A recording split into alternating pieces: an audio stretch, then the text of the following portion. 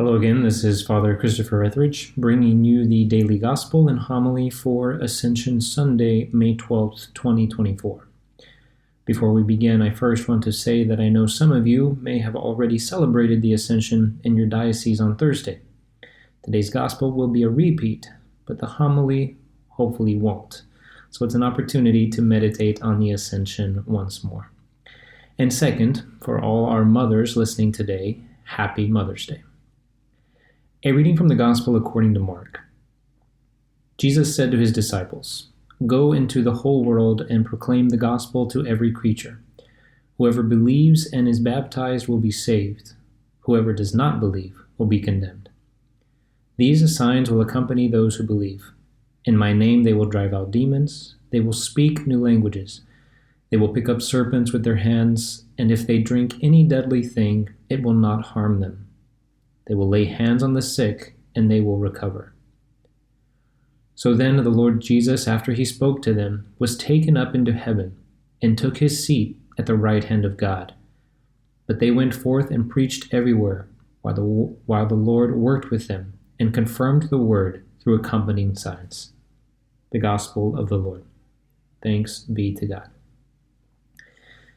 It's that time of year for big events, both socially and sacramentally. Graduations, baptisms, weddings, ordinations, to name just a few of the most important ones. And these events are always prefaced by announcements. Announcements are usually made in the form of invitations, so that this big event is not missed by those we love, so that it can be shared with those we love. This logic of announcement before event is not far from the logic of the gospel. Today, we celebrate a big event in the life of Christ and the church, and we hear about it in today's gospel, Jesus' ascension into heaven. This big event did not go without its announcements. In fact, we could call the Gospel of John the Gospel of the Ascension announcements, for there are several. We find, in fact, three important ascension announcements in John's Gospel. In no particular order, I'm going to focus on them one by one. The first one I want to turn to is the announcement at the Last Supper. We read in John 13, when Jesus knew that his hour had come to depart from this world to the Father, knowing that the Father had given all things into his hands, and that he had come from God and was going to God. So there John points to us that Jesus knew that he had come from God and was going to God. And then Jesus tells his apostles, "If you loved me, you would have rejoiced because I go to the Father, for the Father is greater than I.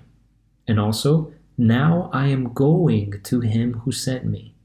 And finally, I go to the Father, and you will see me no more." So on three different occasions within the context of the Last Supper, Jesus explicitly announces to his apostles that he is going to the Father. A second announcement that we find is when Jesus meets Mary Magdalene after the resurrection in John 20. Jesus told her, "Do not hold me, for I have not yet ascended to the Father. Go to my brethren and say to them, I am ascending to my Father and your Father, to my God and your God." So twice he announces the ascension to Mary Magdalene. And third, although it actually comes much earlier in the Gospel of John, is when Jesus speaks to Nicodemus at the beginning of his public life, when he told him in John 3:13, "No one has ascended into heaven, but he who descended from heaven, the Son of Man." So while Jesus' announcements at the Last Supper and Jesus' announcement to Mary Magdalene after the resurrection are rather explicit announcements of his ascension, here in his earliest announcement to Nicodemus, we find a more rather subtle announcement. It's to call out, in a certain sense, more faith from Nicodemus. But also important in this announcement to Nicodemus is that it not only refers to Jesus' ascension, which we can call the final stage of his earthly pilgrimage, but also he mentions the first stage, that is, his incarnation. No one has ascended into heaven, final stage, but he who descended from heaven. First stage, the incarnation. Jesus can ascend into heaven on the divine prerogative that he came down from heaven through his ascension. But his divinity and his becoming man, taking on that human nature, uniting it to his divinity, is not enough to explain the fullest meaning of this descent that he talks about. Jesus' descent can also be understood as his death. Jesus' death is the crucial, we could say, in-between moment of his earthly pilgrimage that connects the descent of the incarnation and the ascent of the ascension. So between the incarnation and the ascension, there is this in-between moment of crucial importance. In a more complete sense, the in-between is Jesus' entire paschal mystery, his suffering, his death, and his resurrection. To reconcile us to the Father, according to the Father's perfect plan of love, Jesus not only willed to come and make his dwelling among us, but he also willed to die for us on the cross. The access to the Father that he grants us through his resurrection and ascension to the Father was opened on the cross. When he talks to Mary Magdalene about not holding on to him because he still needs to ascend to the Father, he's talking about this going to the Father, this access to the Father that he also wants to open up for us. But that access was really began to open on the cross. His wounded side, his pierced heart, is that doorway to the Father.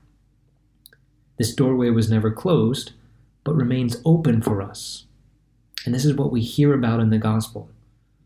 Today, Jesus calling forth his apostles to go and proclaim the good news, to talk about this doorway to the Father, this access to the Father that comes to us especially in the sacraments, the sacrament of baptism and the sacrament of Eucharist, which brings us back to the context of our earlier discussions about Jesus' announcements of his ascension. Because his announcement with Nicodemus, in that announcement, Jesus speaks about baptism. And after his announcement to the apostles at the Last Supper, Jesus gives us the Eucharist. It is through these two sacraments that we enter into the mystery of Jesus' descent and ascent. It is through these sacraments that he lifts us up to a new way of life through his grace. But it is also through these sacraments, and especially in the sacrament of the Eucharist, that Jesus strengthens us and nourishes us for our earthly pilgrimage to the promised land of heaven, to the Father's house. So as we continue in the valley of tears, let us lift our eyes and our hearts to the heavens where Jesus, as we hear in the gospel, is seated at the right hand of the Father to intercede for us.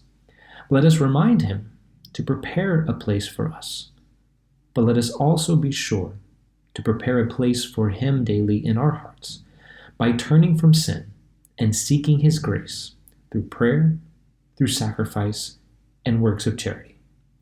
May our Blessed Mother be your confidence and your sure support. God bless you.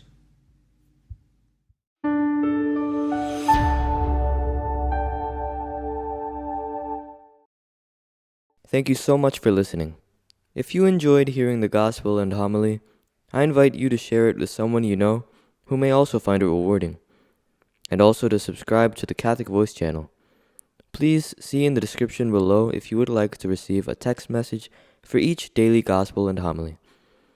Please also keep our missionary priests throughout the world in your prayers. Thank you, and God bless.